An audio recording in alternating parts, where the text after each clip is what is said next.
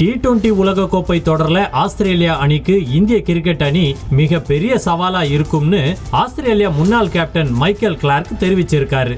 மேலும் T20 உலகக்கோப்பை தொடருக்காக இந்திய அணி மிக சிறப்பா தயாராகி இருக்காங்கன்னு இந்த உலகக்கோப்பை இந்திய அணிக்கே சாதகமா இருக்கிறதாவும் மைக்கேல் கிளார்க் தெரிவிச்சிருக்காரு.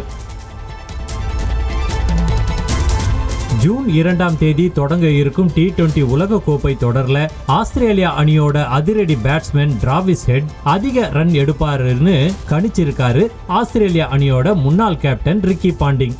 அதே போல இந்திய அணி பந்து வீச்சாளர் பும்ரா T20 உலகக்கோப்பை தொடர்ல அதிக விக்கெட்டுகளை கைப்பற்றுவாருன்னு ரிக்கி பாண்டிங் கணிச்சிருக்காரு. உலகக்கோப்பை தொடர்ல விளையாடிய முதல் போட்டியை பற்றிய அனுபவத்தை பகிர்ந்திருக்காரு விராட் கோலி.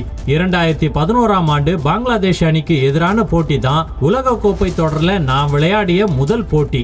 இந்திய அணியில இளம் வீரரான நான் முதல் போட்டி விளையாடும் போது ரொம்பவே பதற்றமா இருந்தேன்.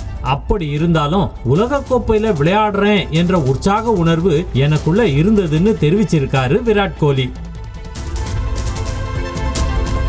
இந்திய கிரிக்கெட் அணிக்காக தலைமை பயிற்சியாளரை தேர்ந்தெடுக்கும் பணியில PCCI தீவிரமா ஈடுபட்டு வராங்க. இந்த நிலையில பயிற்சியாளரை புத்திசாலித்தனமா தேர்ந்தெடுங்கள்னு ஒருவரின் எதிர்காலத்தை களத்திற்கு உள்ளேயும் வெளியேயும் வடிவமைப்பதில் ஒரு பயிற்சியாளரின் பங்கு ரொம்பவே முக்கியமானதுன்னு சௌரவ் கங்குலி தெரிவிச்சிருக்காரு.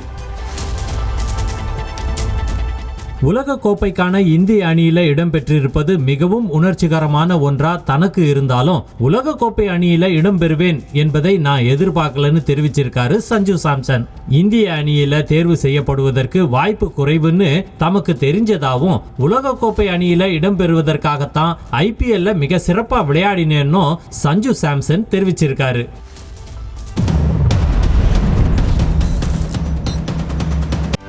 செய்திகளை உடனுக்குடனும் துல்லியமாகவும் தெரிந்து கொள்ள சப்ஸ்கிரைப் பண்ணுங்க.